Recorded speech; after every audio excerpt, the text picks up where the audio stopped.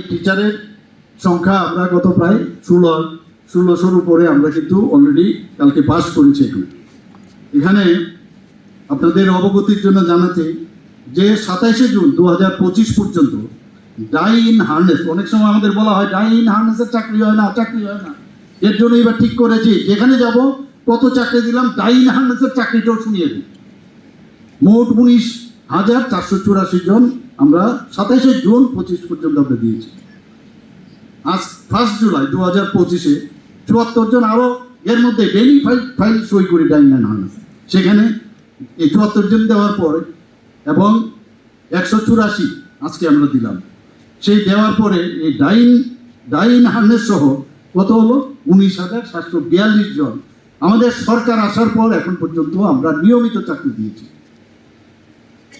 মাত্র এই 7 বছর আমরা এই চাকরিটা দিয়েছি। আজকে যদি আমরা কন্ট্রাকচুয়াল ধরি, আমরা যদি আউটসোর্সিং ধরি, প্রায় 7 থেকে 8,000 চাকরি এর মধ্যে হচ্ছে। এমএসএমইর কথা যদি আমরা বলি, এমএসএমইর মধ্যে আমরা মাইক্রোতে প্রায় 2.1 লাখ যারা নিজেরা এন্টারপ্রেনার হয়েছে, স্মল এবং মিডিয়ামে, সেখানেও আমাদের প্রচুর লোক আমাদের নিজস্ব আছে, বাইরের থেকে এখানে আসছে। আমাদের যারা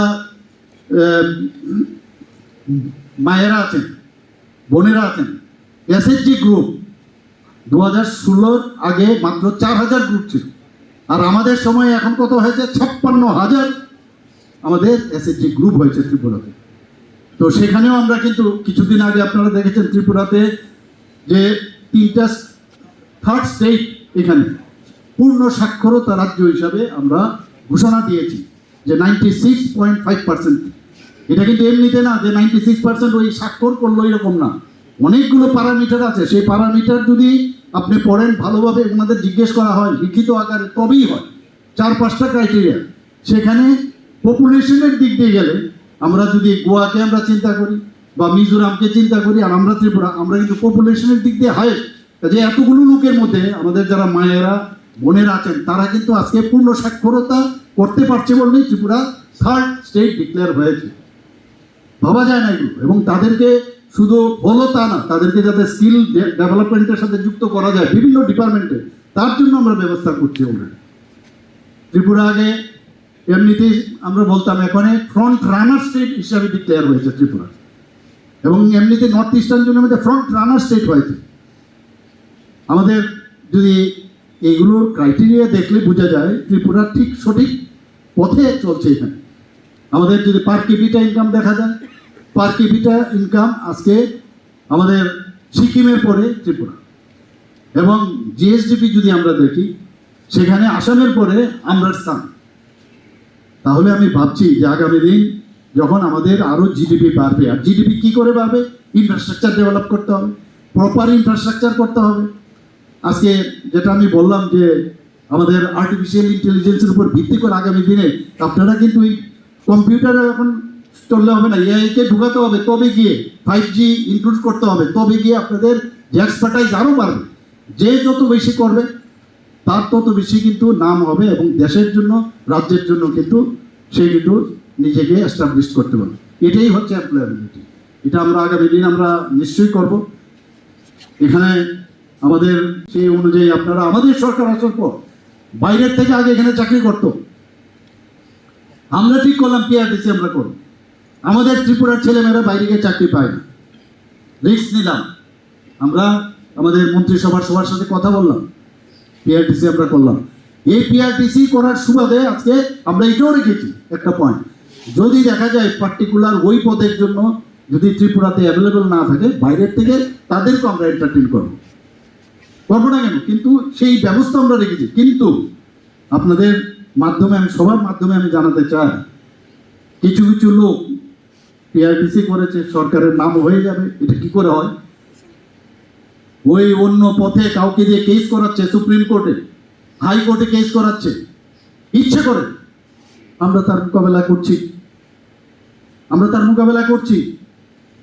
কিন্তু এইভাবে একটা সরকারকে একটা মানে সুস্থতার মাধ্যমে একটা সরকার চলতে চাইছে, তাকে কিভাবে হুক করে পেছনে আটকানো যায় সেই মানসিকতা, কারণ তাদের মানসিকতা সবসময় এরকম ছিল।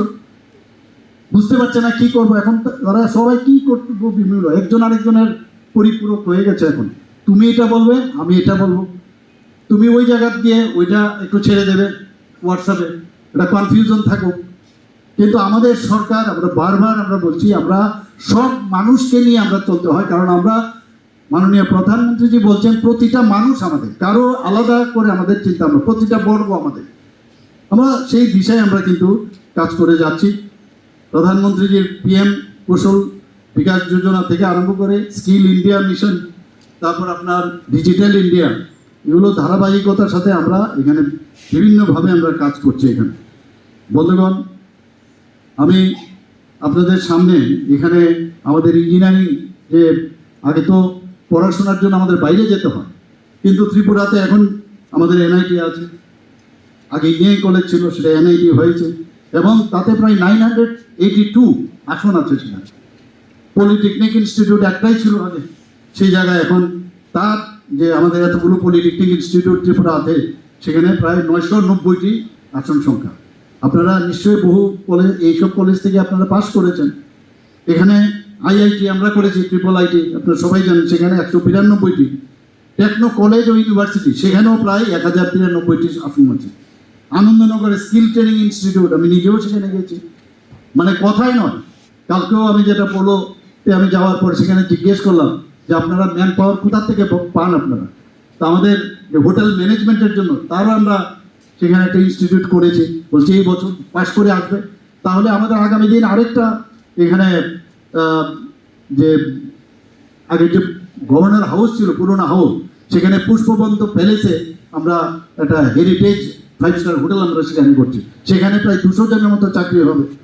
তো এক তো সরকার কাজ করছে, বিভিন্ন যেসব এখানে প্রায় 6টার মতো ইউনিভার্সিটি এসছে ডেইলি, কালকেও আরও 4টের মতো ইউনিভার্সিটি তারও আসছে এখানে আমাদের এখানে, আরও অনেকগুলো পাইপলাইন আছে। আমরা চাই যে শিক্ষার সাথে সাথে এমপ্লয়েবিলিটিও বাড়বে, এমপ্লয়ি বাড়বে, সব দিকে আমরা কিন্তু ওপেন করে দিয়েছি যে যত বেশি এখানে এই ধরনের ইনস্টিটিউট আছে। একটা ইন্টারন্যাশনাল ধম্মাদীপা ইউনিভার্সিটি হয়েছে, ইন্টারন্যাশনাল, মানে বাইরের থেকে, সাউথ ইস্ট এশিয়ার থেকে ওনারা আসবেন এখানে।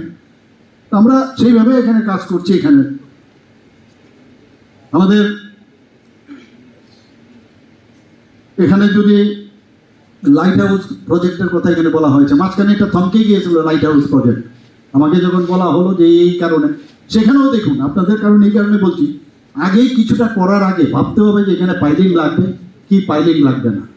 যে ডিপিআর বানানোর সময় আগে বুঝতে হবে যে আপনার যারা এখানে ইলেকট্রিক্যাল ইঞ্জিনিয়াররা আছেন, যারা মেকানিক্যাল ইঞ্জিনিয়ার আছেন, সিভিল তো আছেনই, আগে ভাবতে হবে যে আমার যে সাবজেক্ট, সেই সাবজেক্টের এখানে আগে ভাগে বলতে হবে যে এটা কি কি সমস্যা হতে পারে, এবং সেই সাজেশনটা ইনোভেটিভ সাজেশন, ওই এখন যে এআইকে সামনে রেখে আপনি কি দিতে চাইছেন যাতে ভবিষ্যতে আমাদের অন্তত সরকারের সমস্যা না হয়, তো সেইগুলো আপনারা নিশ্চয়ই করবেন। এবং এখানে আমাদের লাইট হাউস প্রজেক্টে 160 কোটি টাকা, আমি মাননীয় মন্ত্রী বাহাদুরের সাথে, ইউনিয়ন মিনিস্টারের সাথে আমি কথা বলেছি, আমি ওনাকে বললাম সত্যি এই ঘটনাটা, আমি বললাম হ্যাঁ এখানে ফাইলিংয়ের সমস্যা আছে, আগে ডিপিআর সেটা ধরা ছিল না, এর জন্য কন্ট্রাক্টর কাজটা বন্ধ করে দিয়েছে, এরপর আবার টাকা দিলেন, সেই টাকা দেওয়ার পরে সেটা আবার কাজ শুরু হয়েছে। এবং একটা কাজ এই যে হঠাৎ করে থমকে যায়, যদি আগে ভাগে আমার ইঞ্জিনিয়ারদের উপর আমার কনফিডেন্স থাকে যে কাজটা যেহেতু ওনারা মানে আগের থেকে ঠিকঠাক করে দেন, তাহলে কিন্তু মাঝখানে গ্যাপটা হবে না।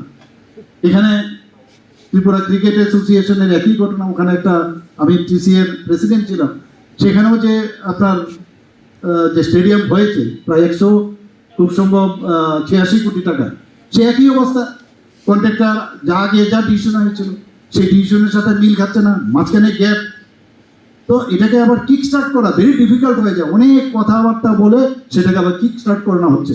তো এখানে যখন স্টেডিয়াম হবে, আমাদের আপনি চিন্তা করুন, যখন ইস্টার্ন বাইপাস, আমাদের ওয়েস্টার্ন বাইপাস, এখানে যদি আমাদের যেটা আমরা ভেবেছি যে উড়ালপুল এখানে করবো, এটা উদয়পুরে করব, এবং পুষ্পবন্ত প্যালেস হবে, এখানে G16 বিল্ডিং হবে, এখানে মোটর স্ট্যান্ডের যে বিল্ডিংটা হচ্ছে, এখানে মাল্টি লেভেল কার পার্কিং, ত্রিপুরার চেহারাটা কিরকম লাগবে আপনারা বলুন।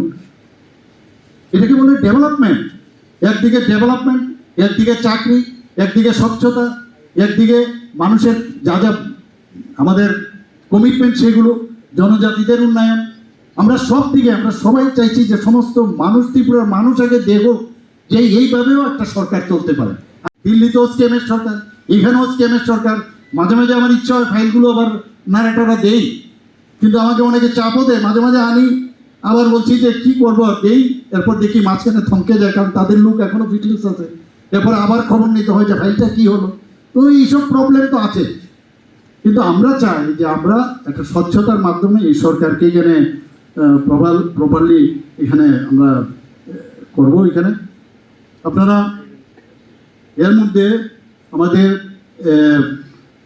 যে প্রাইম মিনিস্টার যেটা PM ডিভাইন, সেই ডিভাইনে আমরা আগরতলা ডেন্টাল কলেজে 202 কোটি টাকা পেয়েছি।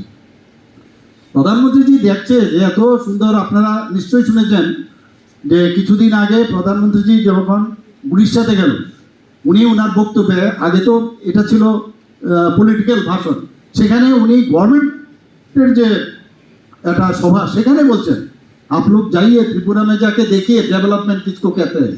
আর 4-5 দিন আগে আমাদের মাননীয় হোম মিনিস্টার সাহেব উনি নিজে গিয়ে কেরালাতে বলছেন आप जाइए त्रिपुरा में जाके देखिए যে ত্রিপুরা कैसे चल रहा है। তো এই যে বিষয়, আপনারা এতে আমাদের গর্ববোধ হয়, আমাদের কাজ করার অনুপ্রেরণা আরও যোগায়, এবং সেটা সম্ভব হবে যখন আপনারা আমাদের সাথে আরও বেশি সংযুক্ত হবে। আমাদের যে কথা একটু, যেটা আমাদের কিরণ গীতেজি বলেছেন যে গ্রাউন্ডে আনতে হবে, আমরা তো ডিসিশন নেব, কিন্তু গ্রাউন্ডে কিন্তু আপনারা যখন এই 4 মাসের মধ্যে কাজটা শুরু হয়ে যাবে ফিনিশিং। আমি সেখানেও যখন আমি গেলাম এবার বনদুয়ারে, আমাদের মাননীয় অর্থমন্ত্রী নাম দিয়েছেন এটা স্বর্গদ্বার হচ্ছে, যেরকম ইনফ্রাস্ট্রাকচার দেখালো, বনদুয়ার স্বর্গদ্বার হবে, এবং ত্রিপুরাও যেন স্বর্গদ্বার হয়, শুধু বনদুয়ার কেন, সারা ত্রিপুরাই যেন স্বর্গদ্বার হয়, সেটা একমাত্র আপনাদের উপর ডিপেন্ড করবে।